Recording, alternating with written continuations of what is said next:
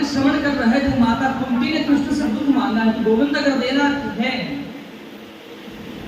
तो मुझे आप दुख प्रदान कर दो। जगत में जितना दुख है वो आप मुझे प्रदान कर दीजिए। दक्षिण के एक संत हुए जिनका नाम है श्री रामदास जी महाराज।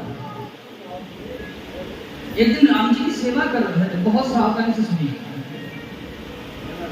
राम जी की सेवा करते करते राम जी के सामने बैठे थे, भगवान की पूजा कर रहे थे और पूजा करते करते जैसे आंखों से आंसू बहने लगे और तुरंत वो राघव से बोल दिया कि राघव, मेरा एक भाव है, एक बात मैं आपसे चाहता हूँ। श्री रामदास जी महाराज कहते हैं प्रभु राम जी से कि राम, कि मैं कभी मांगू तुझे पर तुम न देना कुछ मुझे। कि प्रभु राम जी, अगर मैं आपकी सेवा कर रहा हूँ और आपकी सेवा करते करते कुछ मांगने की मेरी इच्छा हो जाए या मैं मांगने की गलती कर दूं, लेकिन आप मुझे देने की गलती कभी मत करना। कि मैं कभी मांगू तुझे पर तुम न देना कुछ मुझे। अगर मेरे मांगने पर आपने मुझे दे दिया कि वरना आशिक नहीं मजदूर हो जाऊंगा मैं। कि मैंने आपको फूल चढ़ाया है, फल चढ़ाया है, आपको नैवेद्य अर्पण कर दिया, उसके बदले हमने आपसे कुछ मांग लिया, तो फिर आपका और भगवान का संबंध ही क्या रहा। ये तो मजदूर वाली बात हो गई। दिन भर तो आपने यहाँ पर काम किया है और शाम के समय अपनी मजदूरी लेकर के घर चला गया, आपका क्या रिश्ता है उनसे। माता कुंती कहती गोविंद हमें कुछ चाहिए नहीं, अगर आप देना चाहते हो तो बस इतना दे दो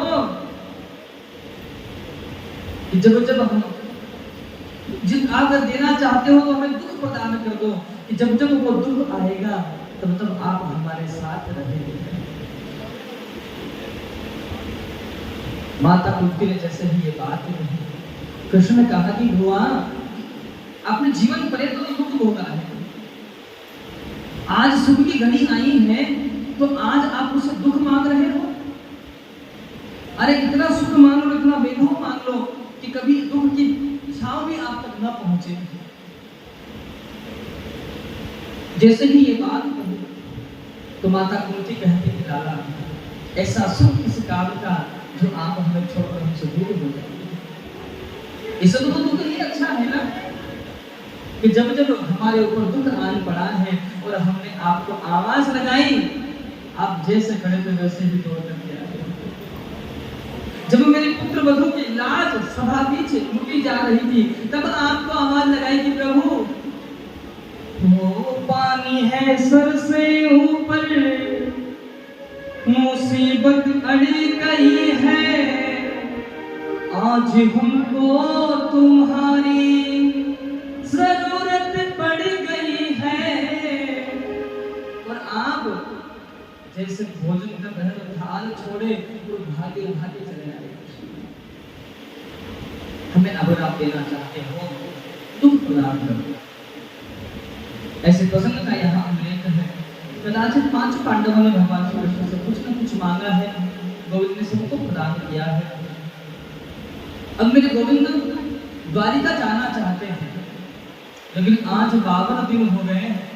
एक भक्त है जो बाणों की सैया पर सो रहा है और अपने प्रत्येक श्वास पर बस वो एक ही नाम स्मरण कर रहे हैं, कृष्ण कृष्ण कृष्ण।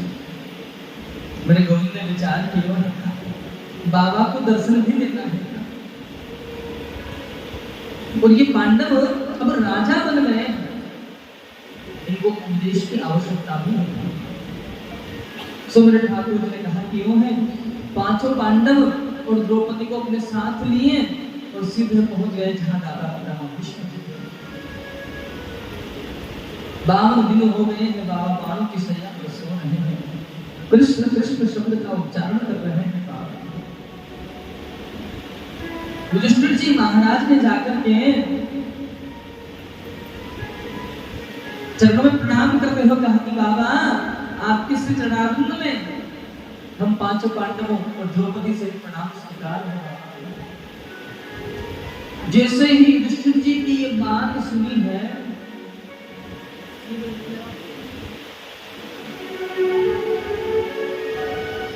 जैसे ही ये बात रही, दादा पिता विष्णु ने तुरंत नेत्र खोल दिए। नेत्र खोल करके बाबा देख रहे हैं कि आज युधिष्ठिर जी महाराज आए हैं, पांचों पांडव आए हैं, जो इन पांडवों की रक्षा करने वाला ही जरूर आएगा। युधिष्ठिर जी महाराज दिखाई दिए हैं, भीम भैया दिखाई दिए हैं, अर्जुन दिखाई दिए हैं, नकुल सहदेव को निहारा है बाबा ने, और जैसे ही आगे दृष्टि गई तो द्रौपदी दिखाई दी है। उससे आगे जैसे ही नेत्र घुमाए कोई नहीं दिखाई दिया। बाबा ने पुनः नेत्र बंद कर दिए और गोविंद से प्रार्थना की कि गोविंद, मैंने अपने पूरे जीवन पर्यंत बस आपसे यही प्रार्थना की कि प्रभु, जब तक मेरे अंदर शक्ति हो, बल हो, साहस हो, आप मेरे सम्मुख न आओगे तो कोई बात नहीं कृष्ण, लेकिन जब मेरा अंत समय आ जाए, जब मेरा साथ देने वाला कोई नहीं हो, तो आप आना। आज मेरा अंत समय आया है, निकट है मेरे, और आज आप मुझसे दूर हो। नेत्र बंद करके बाबा ने जैसे ही प्रार्थना की है, मेरे गोविंद चल करके आ रहे हैं, तो पांव के मुंह को छन छन छन छन की आवाज कर रहे हैं। बस बाबा के कर्णरंध्र तक ये आवाज गई, सो बाबा ने नेत्र खोले, फिर ठाकुर जी के दर्शन होते हैं। बोले श्री बालकृष्णलाल।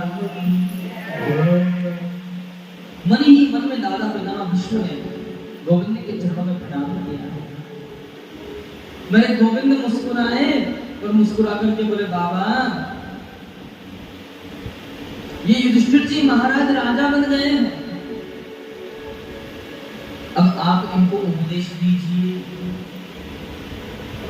तो दादा पिता विष्णु बोले, कृष्ण श्री गोविंद, मुझसे ज्यादा सुंदर उपदेश तो आप दे सकते हो इनको, मुझसे बढ़िया आप इनको समझा सकते हो, लेकिन मेरा मान बढ़ाने के लिए आप ये अवसर मुझे दे रहे हैं। तो दादा पिता विष्णु वर्णन करते हैं पांचों पांडवों को, युधिष्ठिर तुम राजा बन गए, राजा का यही धर्म नहीं है जो प्रजा का शोषण करता रहे। राजा का अर्थ होता है प्रजा का पिता। आप राजा बन गए हो बेटा, प्रजा आपके पुत्र के समान है, पुत्र तुल्य है प्रजा। दादा पिता विष्णु कहते हैं कि बेटा, हीरा दान धर्मान राज धर्मान मोक्ष धर्मान विभागशः। सबसे पहले वर्णन किया है दान के बारे में। आप राजा बन गए हो, राजा का यह धर्म नहीं है कि वो धन को एकत्रित करता रहे केवल। राजा का अर्थ होता है अपने संपत्ति का कुछ भाग वो धर्म कार्य के लिए दान करना। आप प्रजा के पिता के समान हो। जिस प्रकार एक पिता का पुत्र दुखी होता है, तो वो पिता कभी सुख का आभास नहीं कर सकता है। चाहे उस पिता के पास सब प्रकार से सब साधन संपन्न हो, लेकिन उसका पुत्र अगर दुखी है तो वो पिता कभी सुखी नहीं रह सकता है। इसी प्रकार से आपकी प्रजा कभी दुखी हो, कष्ट में हो, तो अपनी प्रजा के दुख को, कष्ट को नाश करने का सामर्थ्य रखो। आगे वर्णन कर रहे हैं कि बेटा, आप राजा बन गए हो, जीवन पर्यंत धर्म का आचरण करना और भले प्रकार से अपने जीवन को जीना। कहीं सब अधर्म हो रहा हो, बहुत ध्यान से सुनिएगा इस बात। दादा पितामह भीष्म कहते हैं कि बेटा कहीं अधर्म हो रहा हो, हिम्मत हो, शक्ति हो, बल हो, साहस हो, तो उस अधर्म का नाश कर देना। और अगर हिम्मत, शक्ति, बल, साहस न हो तो उस अधर्म को देखना नहीं है, सभा को छोड़ करके चले जाना चाहिए। बस यही बात कही कि यहाँ पर द्रौपदी खड़ी हुई थी, वो भी तो सुन ही नहीं, वो तुरंत हंस गई। दादा पितामह भीष्म ने कहा बेटी आप क्यों हंसी हो? अच्छा आप भी सोचिए, किसी व्यक्ति की ऐसी तबीयत खराब हो जाए, हॉस्पिटल में भर्ती हो, एडमिट कर दिया, डॉक्टर साहब ने कहा दिया कि भाई अभी ज्यादा कुछ सुधार हो नहीं सकता है, उसको घर लेकर के जाओ। और अब वो बाबा यानी वो व्यक्ति अपने जीवन की कुछ बातें आपको बता रहे हो और आप खड़े खड़े हंस रहे हो, तो सभा का अपमान तो नहीं हो रहा है? क्यों हो रहा है? वो व्यक्ति अपने प्राण त्याग रहा है, अपने जीवन का अनुभव सुना रहा है और आप वहां पर हंस रहे हैं। दादा पिता भीष्म ने कहा बेटी तुम क्यों हंस रही हो, हंसने का कारण क्या है? तो द्रौपदी ने कहा बाबा आप जो ये उपदेश अभी दे रहे हो ये आपको पहले भी याद था कि अभी भी सीखा है? कभी ऐसा हो गया हो 52 दिन तक बाणों की सैया पर लेटे लेटे क्या करेंगे, तो कोई नहीं तो पुस्तक भी पढ़ लेते, कभी ऐसा हो गया? दादा पिता भीष्म कहते कि बेटी ये ज्ञान तो वो जीवन पर्यंत है, पूर्व से ज्ञान है मुझे। तो द्रौपदी कहती कि बाबा अभी आपने कहा है जहां अधर्म हो रहा हो उस अधर्म का नाश करना है, तो मैं आपसे ही पूछ रही हूँ बाबा कि जिस सभा में मुझे अपमानित किया जा रहा था क्या उस सभा में धर्म हो रहा था? अरे वहां की तो सभा में अधर्म ही हो रहा था, आप चाहते तो उस अधर्म को रोक सकते थे, लेकिन आप कुछ नहीं। अभी आपने दूसरी बात बोली है कि अगर उस अधर्म को रोक नहीं सकते तो उस सभा को छोड़ करके चले जाना चाहिए। तो मैं आपसे पूछती हूँ बाबा कि आप कब उस सभा को छोड़ करके चले गए? वहीं बैठे थे आप? तो दादा पितामह भीष्म कहते हैं कि बेटी अब थोड़ा सा समझिएगा इस कथा। वैसे आप पूरी कथा बहुत ध्यान से सुन रहे हैं, इसमें कोई संदेह नहीं, लेकिन थोड़ा सा समझिएगा तो सही। दादा पितामह भीष्म कहते हैं कि बेटी मैं उस अधर्म को इसलिए नहीं रोक पाया हूं कि उस समय में उन अधर्मियों का अन्न ग्रहण कर रहा था जिससे मैं बुद्धि भर गई। आज अर्जुन और शिखंडी के जो बाण मेरे शरीर में लगे हैं उन बाणों से आज 52 दिन में बूंद बूंद करके सारा रक्त निकल गया है। आज मेरी आत्मा शुद्ध हो गई है, मेरा तन पवित्र हो गया है, वो दूषित अन्न से बना हुआ रक्त सब समाप्त हो गया। आज मेरी मन बुद्धि पवित्र हो गई है, तो आज कृष्ण ने मुझे दर्शन दिए। जैसे ही ये बात कही दादा पितामह भीष्म कहते कि बेटी उन अधर्मियों के अन्न का ये प्रभाव है, और ध्यान से समझिएगा सब। शास्त्र कहता है जैसा खाओगे अन्न वैसा होगा, क्या होगा? और जोर से बोलते हैं तो मुझे समझ में आया। और जैसा पियोगे पानी वैसी होगी। व्यक्ति को अपने जीवन में अगर कुछ बदलना है तो सबसे पहले खान पान को सीखना। जिसने अपने जीवन में खान पान को सुधार लिया है उसका जीवन अवश्य सुधर जाएगा, इसमें कोई संदेह नहीं। पहले के समय में निर्मल जल पीते थे, नदियों का पानी पीते थे बहता हुआ।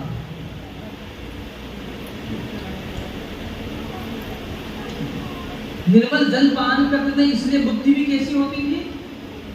निर्मल। पानी भी निर्मल होती थी। और अब पानी कौन सा पीते हैं?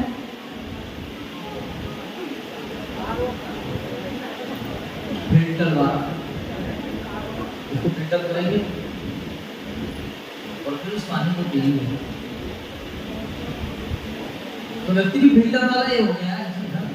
काम पड़ता है तो यहाँ तो गधे को भी, और काम निकल जाए तो कौन है भैया? ये हमारी स्थिति बन गई। जैसा खाओगे अन्न वैसा होता है। देखिए माताएं भोजन बनाती हैं, देखिए मैं प्रसंग सुनाता हूँ। माताएं भोजन बनाती है घर में, सभी तो बनाते होंगे ना। तो पहली रोटी होती है वो किसकी होती है? थोड़ा धीरे से बोलिएगा। और बीच की रोटी तो आप क्या खाते हो? पहली रोटी गाय खा लेगी, बीच की रोटियां सब कुत्ते खा लेंगे, तो आप क्या खाओगे? इससे मैं अनुमान लगा सकता हूं कि आप कैसे सुन रहे हैं। शब्दों को पकड़ो भाई, संभालो शब्दों को अपना। जो मैं बोल रहा हूं उसको समझिए। पहले रोटी किसकी होती है? गाय। अच्छा, सबसे लास्ट की रोटी किसकी होती है? और बीच में अब सही आया ना? अच्छा, हमने वो लास्ट को बीच कर दिया तो इसलिए गड़बड़ा गया। अब माताएं भोजन बना रही है, भोजन बनाते बनाते पति का जो समय है इस ऑफिस जाने का,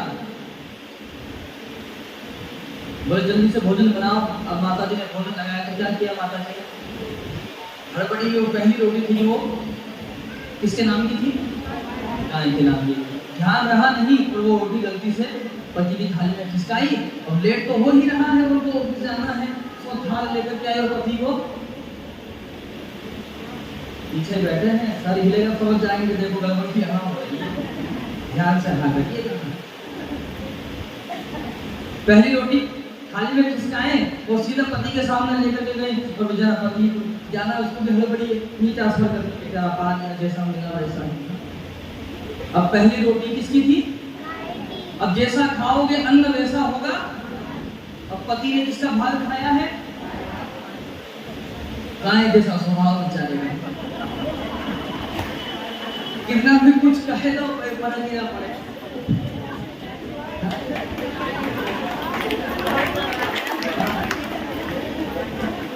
गाय जैसा स्वभाव, कितना भी कुछ कहो, भाई कुछ कहे तो ना समझना, ठीक है तो चले, चली जा रही है उम्र धीरे धीरे, सुबह शाम और दोपहर धीरे धीरे। अब बच्चे आ गए, रोटियां बन रही थी, बच्चों ने भी भोजन कर लिया। अब क्या हुआ, जो वो आटा थोड़ा सा कम हो गया, क्योंकि अब पहले का था समय ही 10-10 लोग घर में रहते थे, आटा उस हिसाब से लगता था। अब तो पहले पूछ लिया कितनी रोटी खाओगे, बोले दो, तो मैं कह रहा हूँ कि 1.5 की बनेगी रोटी, उसमें 2 तो बनी नहीं सकती। अब संयोग रहा कि वो लास्ट को बनाने वाले ने सोचा कि सबने गरम गरम खाई है तो हम भी गरम गरम खा लें। आप कहोगे तो हमने तो ठंडी भी रखी है शाम वाली, आपको तो निकाल देंगे, गरम गरम खाओगे जैसा आपको हो वैसे सुना। अब जैसे ही गरम गरम बनाने वाले ने सोचा हम भी तो गरम गरम खा लें। अब वो लास्ट की रोटी बढ़िया सी कड़क से की उन्होंने, अब छोड़ दो उसको,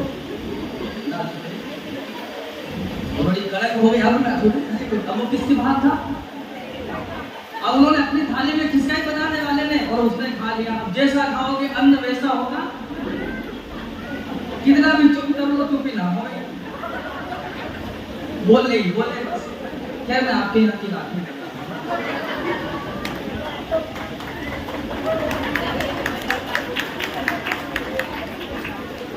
मैं तो अपने उत्तर प्रदेश को छोड़ करके बात कर रहा था जी। ऐसा हो जाता है तो ध्यान दीजिएगा, अपने अन्न का विशेष करके ध्यान, जो जिसका भाग है। एक रोटी गाय के लिए निकल जाएगी और एक श्वान के लिए रोटी निकल जाएगी, उससे आपका अन्न कम नहीं हो जाएगा। दान कर देने से दुर्गति का नाश होता है, दारिद्र्य का नाश होता है, इसलिए हमेशा दान करते रहना चाहिए। अब दूसरी बात है, जैसा पीते पानी वैसी होती है वाणी। पहले निर्मल जल पीते थे तो निर्मल वाणी होती थी, और अब जल कैसा पीते हैं? अब बताता हूं मैं आपको। ये सब कराया है ना इन माताओं का, यहाँ की माताएं का नहीं है। बालक इतना सा बड़ा हुआ, इतना सा बड़ा, 6 महीने का 7 महीने का ही हुआ, और उसके हाथ में दूध की बोतल थमा दी बेचारे। जरा सा चूं चूं करे कि इसके मुंह में बॉटल लगा दे, दूध पी ले। साल भर 1.5 साल का हुआ, दूध की बोतल से खेलते खेलते 6 महीने से पी रहा बेचारा। साल 1.5 साल का हो गया, अब स्कूल जाने लगा तो गले में एक बोतल फिर लटका, जितना बड़ा बैग उतनी बड़ी बोतल उसके गले में टंगी हुई है। स्कूल गया तो पानी की बोतल बड़े हाथ में आ गई, पहले छोटी सी दूध की थी, अब पानी की हो गई। थोड़ा पढ़ लिख करके और बड़ा हुआ, 2 पैसे कमाने लगा तो वो बिस्लरी वाली बोतल पीने लगा। अब बोतल छोड़ नहीं सकता। अब 2-4 दोस्त मिल गए तो फिर दूसरी बोतल ले आए। वो बोतल पीना चालू किया दोस्तों के साथ में, फेफड़े खराब हो गए, डॉक्टर के पास में गया, डॉक्टर ने फिर बोतल दे दी, वो भी कम ना पड़े। उन्होंने कहा कि ये दवाई सुबह पीना है, ये दवाई शाम को पीना है। फिर बोतल हाथ में आ गई, डॉक्टर के पास गया तो हॉस्पिटल में एडमिट करे तो अब नहीं पी सकता है तो नस में डायरेक्ट डाली बोतल। बड़ी शौक था मुझे बोतल पीने का, पी नहीं सकता है तो डायरेक्ट नस में ही डाल दिए। चाहे तेरी सांस चले ना चले, मरे हुए की बोतल उतार देते हैं, फिर यहाँ नहीं होता है और जीवन उसका समाप्त हो जाता है। यानी जीवन शुद्ध सात्विक जल ग्रहण करने का प्रयास करें। थोड़ा सा शांति का दान दो भाई। अपने जीवन में आप अपने खान पान को सुधारें। दादा पितामह भीष्म कहते हैं कि हमने उन अधर्मियों का अन्न ग्रहण कर लिया है जिस कारण मेरी ऐसी दुर्गति हो गई है। आज मेरा मन शुद्ध हो गया है, मेरी वाणी शुद्ध हो गई है। दादा पितामह भीष्म कहते हैं कि मुझे कृष्ण से कुछ संवाद करना है। तो दादा पितामह भीष्म ने गोविंद से हाथ जोड़कर प्रार्थना की। मन ही मन में हाथ जोड़ रहे हैं बाबा, पर प्रार्थना करते हैं कि गोविंद इति रूप कल्पिता वितृष्णा भगवती शाश्वत पुंगवे विभुम। यह गोविंद इति शब्द का पहले प्रयोग किया है, ध्यान दीजिएगा। इति शब्द का अर्थ होता है समापन। जैसे आप हिंदी में समाप्त माने जो खत्म होता है उसको समाप्त लिखते हो, जो पूरा हो गया उसको समाप्त लिखते हो। अंग्रेजी में क्या लिखते हो? द एंड लिखते हो। लेकिन यहाँ संस्कृत भाषा में लिखा है इति शब्द का प्रयोग कहाँ होता है? कि जहाँ समापन होता है तब होता है। तो यहाँ सबसे पहला शब्द बाबा ने लिखा है इति। बाबा ने पहला शब्द कहा इति, कि गोविंद आज मेरे जीवन का समापन हो रहा है और मेरी इच्छा है कि मेरी एक बेटी है। उस बेटी का क्या नाम है? उस बेटी का नाम है मति। बुद्धि रूपी बेटी है गोविंद, और उस बेटी का हम आपके साथ विवाह करना चाहते हैं। हे कृष्ण, मेरी इस प्रार्थना को आप स्वीकार कर लीजिए।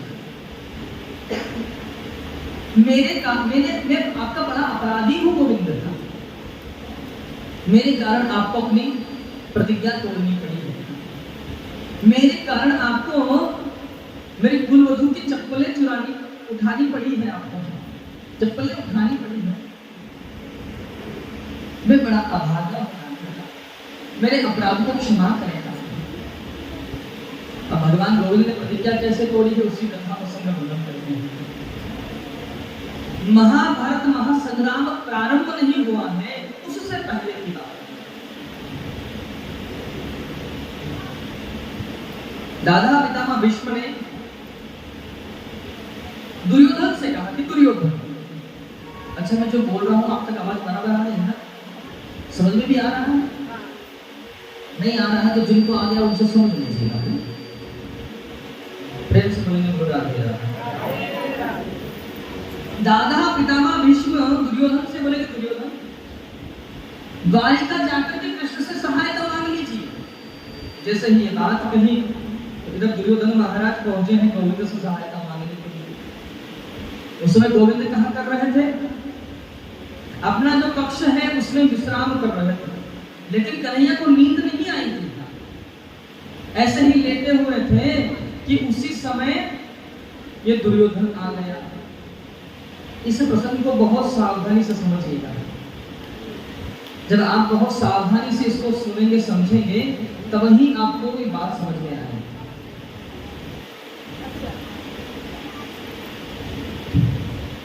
जैसे ही दुर्योधन पहुंचा है द्वारिका, दुर्योधन ने क्या देखा? कृष्ण सो रहे हैं, आंखें बंद हैं कृष्ण की। बस यही अवसर देखा तो दुर्योधन ने क्या किया कि गोविंद के सिराने की ओर एक कुर्सी रखी हुई थी, उस कुर्सी पर जाकर के दुर्योधन बैठ गया। बोले कन्हैया सो रहे हैं? कन्हैया सो नहीं रहे थे, कन्हैया जगे हुए थे, लेकिन नाटक करने में सबसे बड़े प्रवीण है कृष्ण। दुर्योधन को आकर देखा, तुरंत आंख बंद कर लिए। अब दुर्योधन ने देखा कि कन्हैया सो रहे हैं, तो दुर्योधन सिरहाने की और कुर्सी रखी थी उस पर बैठ गए। अब जय अवसर अर्जुन जी महाराज की सहायता मांगने के लिए आ गए। अर्जुन जी ने देखा क्या कि कृष्ण सो रहे हैं, तो अर्जुन जी महाराज गोविंद के चरणों की ओर बैठ गए और कन्हैया के चरणों को दबाने लगे। जैसे ही कन्हैया के पांव को स्पर्श किए तो गोविंद की तुरंत नींद खुल गई, और नींद खुली तो देखा क्या? अर्जुन जी महाराज बैठे हैं। अर्जुन को देखा तो कन्हैया ने कहा, अरे अर्जुन तुम कब आए हो? अर्जुन ने कहा, बस कृष्ण अभी अभी आया हूं केशव। दुर्योधन पीछे से बोला, अरे गोविंद अर्जुन से पहले तो हम आए हैं। गोविंद ने अपनी नजर घुमा करके देखा, लेकिन दृष्टि कहां गई है? पहले अर्जुन पर। कन्हैया ने पूछा, अर्जुन बताओ कैसे आगमन हुआ है? अर्जुन ने कह दिया, गोविंद आपको सब जानते हैं, महाभारत महासंग्राम हो रहा है और हमको आपकी सहायता चाहिए। दुर्योधन से कन्हैया ने पूछा नहीं तो बीच में ही बोल गया, अरे केशव हम भी इसीलिए आए हैं, आपसे सहायता लेने आए हैं। कन्हैया ने कहा, तो ठीक है जी। कन्हैया ने कहा, अर्जुन तुम भी बैठे हो मेरे सामने और दुर्योधन तुम भी बैठे हो, दोनों इस बात को सावधानी से सुन लीजिए। एक तरफ तो हम रहेंगे और एक तरफ हमारी नारायणी सेना रहेगी। और ध्यान सुन लीजिएगा, हमारी सेना जिस तरफ रहेगी वो युद्ध भी करेगी, लेकिन हम जिस तरफ रहेंगे हम युद्ध नहीं करेंगे। हम अपने हाथों में अस्त्र शस्त्र नहीं उठाएंगे। ज्यादा करोगे तो गाड़ी चला सकते हैं आप, रथ हाँक सकते हैं, बाकी कुछ करेंगे नहीं। लेकिन पहला अवसर दिया है किसको? अर्जुन को, क्योंकि पहले अर्जुन दिखाई दिए। अर्जुन तुम बताओ तुम्हें क्या चाहिए? अर्जुन ने गोविंद के पांव पकड़ लिए और हाथ जोड़ के बोला है, अर्जुन हे गोविंद अगर मुझे कुछ नहीं चाहिए, बस केवल आप चाहिए। तो दुर्योधन तुरंत बोल गया, तो गोविंद आपकी नारायणी सेना हमको दे दीजिए। समझ लीजिए अर्जुन कौन है और दुर्योधन कौन है। जो भगवान के द्वार जाता है और भगवान के द्वार जाकर के केवल भगवान की चाहना रखता है वो अर्जुन है, और जो भगवान की संपत्ति की चाहना रखता है वही दुर्योधन है। और अगर आप भगवान की चाहना रखते हो तो आपके पास कुछ ना होते हुए भी आप महासंग्राम को जीत जाओगे। और भगवान की संपत्ति से प्रेम है अगर आपको, तो सब कुछ होने के बाद भी आप हार जाओगे, इसमें कोई संदेह नहीं है। प्रेम से बोलेंगे बोलो राधे। मैं ये बात कल भी कह रहा था कि जिनका संबंध प्रेम भगवान से होता है, उनके पास चाहे कुछ ना हो, लेकिन काम कभी कोई रुकता भी नहीं है उसका, क्योंकि उसकी जिम्मेदारी कौन लेकर के बैठा है? जो ऊपर बैठा है।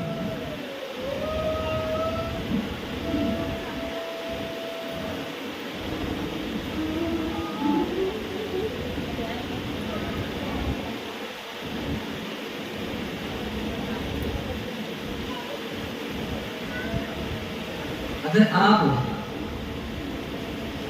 भगवान से प्रेम रखते हैं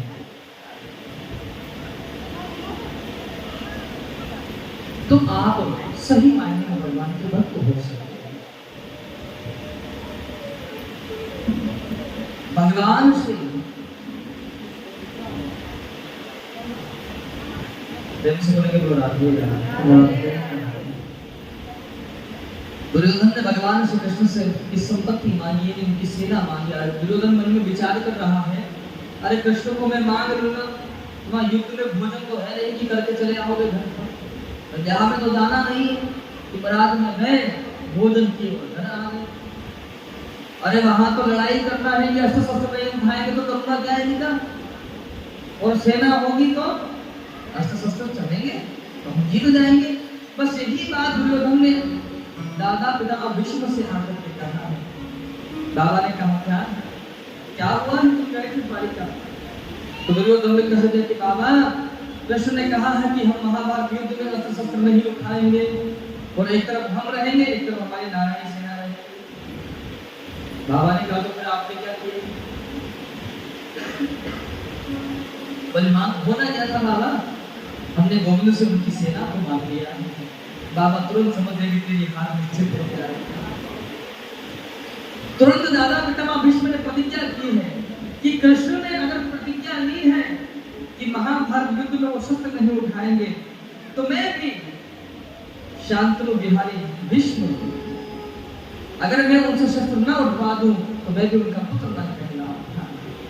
बाबा प्रतिज्ञा करते हैं कि आज जो हरि शस्त्र न गहाऊं, तो नाचू गंगा जननी को, मैं शांतनु सुध न कहा। दादा पितामह भीष्म कहते हैं कि अगर मैंने कृष्ण से शस्त्र न उठवा दिया तो मैं भी शांतनु बिहारी न कहलाऊंगा, मैं उनसे महाभारत युद्ध में शस्त्र उठवा कर ही रहूंगा। अब जैसे ही गोविंद पधारे हैं, गोविंद के सारथी के स्थान पर मेरे गोविंद विराजमान हैं। अर्जुन रथ में खड़ा है, और जैसे ही रथ लेकर के मेरे गोविंद पधारे हैं, दादा पितामह भीष्म सेनापति नियुक्त होकर के आए हैं कौरवों की ओर से। और जैसे ही बाबा ने देखा क्या कि मेरे गोविंद अर्जुन के साथी बने हुए हैं, जिनके एक हाथ में तो घोड़ों की लगाम है, रस्सी है, और दूसरे हाथ में घोड़ों को चलाने के लिए चाबुक पकड़ कर बैठे हैं। ध्यान दीजिएगा सभी, पूरे श्रीमद् भागवत महापुराण ग्रंथ को उठा करके देख लीजिए, कहीं ऐसा लिखा हुआ नहीं है कि कभी गोविंद ने गैया चलाते समय भी अपने हाथ में डंडा उठाया होगा। कभी भगवान श्री कृष्ण ने कुछ नहीं उठाया। भाई जहां काम बंसी के स्वरों से हो रहा हो, वहां लाठी उठाने की जरूरत ही क्या है? कभी गोविंद श्रीमद् भागवत में तो ऐसा ही लिखा है कि मेरे गोविंद जब उनको कभी पैदल चलकर द्वारिका में राजा बन गए थे ना कृष्ण, कभी की घटना कि जब मेरे प्रभु को कभी पैदल चलना होता था, कहीं जाना होता था, तो मेरे गोविंद कभी पैदल नहीं चलते थे। भगवान श्री कृष्ण के एक साथी है जिनका नाम है दारुक। आसन से मेरे गोविंद को अपनी गोद में उठा पकड़ के लाते थे और रथ में लाकर के ठाकुर जी को छोड़ते थे और रथ से फिर गोद में उठा करके प्रभु को आसन तक, मंच तक ले जाकर के छोड़ते थे। मेरे गोविंद को भी पैदल नहीं चलते थे, लेकिन वो भगवान आज अपने भक्त के लिए हाथ में घोड़ों की कठोर रस्सी पकड़कर हाथ में चाबुक लेकर के बैठा है। इससे बड़ा कृपालु और कौन हो सकता है जगत में? इससे बड़ा दयालु जगत में और कौन भगवान हो सकता है? दादा पितामह भीष्म ने बाणों का प्रहार करना प्रारंभ किया है। एक दो बाण को मेरे गोविंद के चरणों तक पहुंचा दी। कन्हैया ने कहा, अर्जुन तुम युद्ध कर रहे हो कि देखने आए हो युद्ध को? अरे वो बूढ़े बाबा बाणों पर बाण प्रहार कर रहे हो और तुम देखो खड़े खड़े देख रहे हो। अर्जुन गांडी उठाए तो एक बाण का प्रहार किया, तो दादा पितामह भीष्म ने हाथ से गांडी छूट गया, बाणों की तरकश कट गई। अर्जुन घबरा गया, कृष्ण भी घबरा गए। दादा पितामह भीष्म ने एक बाण उठाया है, अर्जुन का संधान करते हुए बाण का प्रहार करना चाहते हैं। बाबा मेरे गोविंद तनगुण की सुधि भूल गए हैं, अपनी प्रतिज्ञा गोविंद भूल गए हैं कि बाबा ने अगर ये बाण का प्रहार कर दिया और अर्जुन अगर प्राणांत हो गया तो महाभारत युद्ध तो यही समाप्त हो जाएगा, यही युद्ध समाप्त हो जाएगा। दादा पितामह भीष्म को देखा मेरे गोविंद ने, रथ से नीचे कूदे हैं और वहां पर पड़ा था टूटे हुए रथ का पहिया, उसे उठाए अपने हाथों में गोविंद और झपट पड़े दादा पितामह भीष्म का वध करने। जैसे ही दादा की ओर दौड़ लगाई, दादा पितामह भीष्म ने गोविंद को अपनी ओर आते हुए देखा तो धनुष बाण नीचे रख दिए, रथ से नीचे उतर गए और हाथ जोड़कर के बैठ गए हैं दादा पितामह भीष्म। गोविंद मुझे मार दीजिए, मेरा वध कर दो मार, मेरी मृत्यु हो और वो भी आपके हाथों से हो जाए, ऐसा अवसर जीवन में मुझे दोबारा कभी मिल नहीं सकता है। मुझे एक क्षण और नहीं जीना है प्रभु, मेरा वध कर दीजिए आप। गोविंद रथ के पहिए को नीचे रखते हैं और कहा, बाबा कहा करे धर्म के भी करना पड़ता है। प्रबल प्रेम के पाले पड़कर प्रभु को नियम बदल के देखा, अपना मान तले टल जाए पर भक्त का मान न टलते। जिंदगी केवल कृपा दृष्टि से, ओ जिंदगी केवल कृपा दृष्टि से सकल सृष्टि को पलते देखा, उनको गोकुल के गोरस पर सो बार मचलते देखा।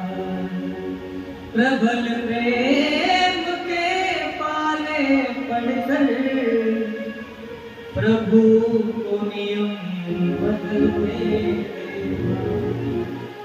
भगवान इतना कृपालु है, अपने भक्त की लाज को बचाने के लिए प्रभु ने आज अपना वचन तोड़ दिया है। ऐसी कथा का यहाँ उल्लेख है।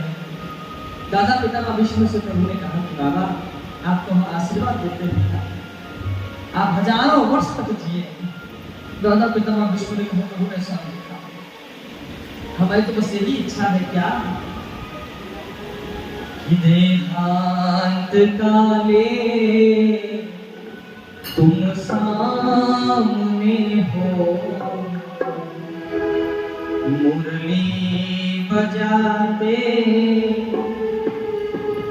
मन को लुभाते, यही गीत गाते मैं तन्नाथ त्यागूं, गोविंद नाम दरमाधुरी।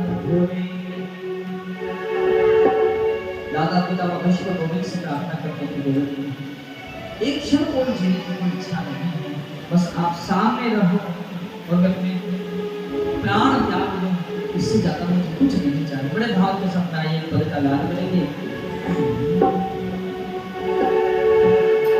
जब छोड़ चलूं इस दुनिया को,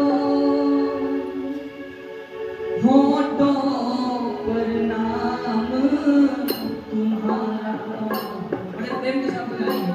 जब छोड़ चलूं इस दुनिया को, जब छोड़ चलूं इस दुनिया को, होठों पर नाम तुम्हारा।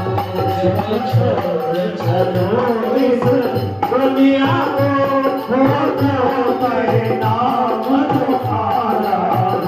जब छोड़ चलूं इस दुनिया को, होठों पर नाम तुम्हारा। जब छोड़ चलूं इस दुनिया को, होठों पर नाम तुम्हारा।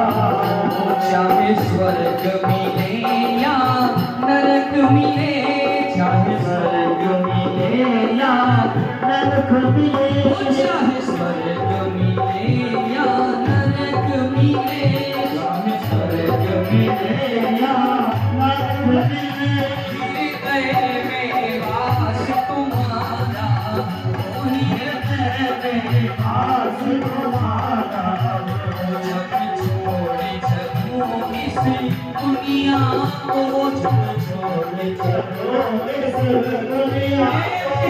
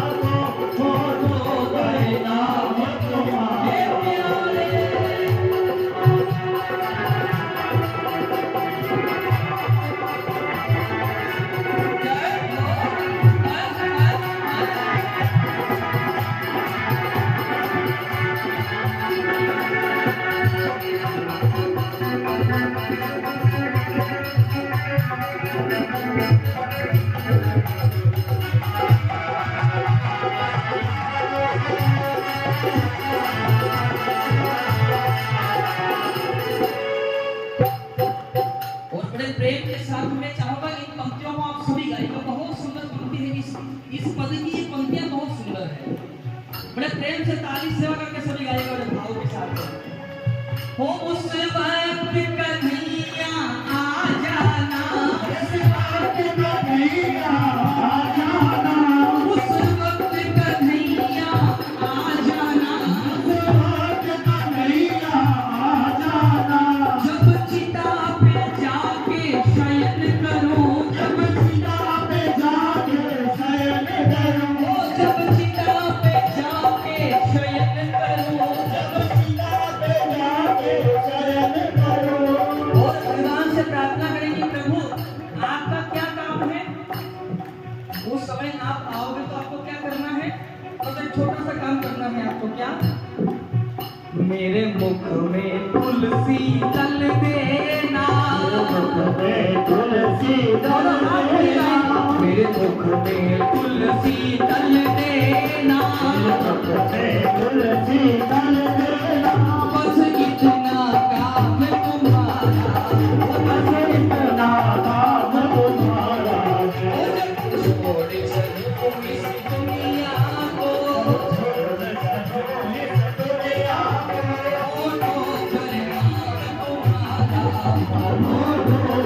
नाम तुम्हारा हो। चाहे स्वर्ग मिले या नरक मिले, चाहे स्वर्ग मिले या नरक मिले, चाहे स्वर्ग मिले या नरक मिले,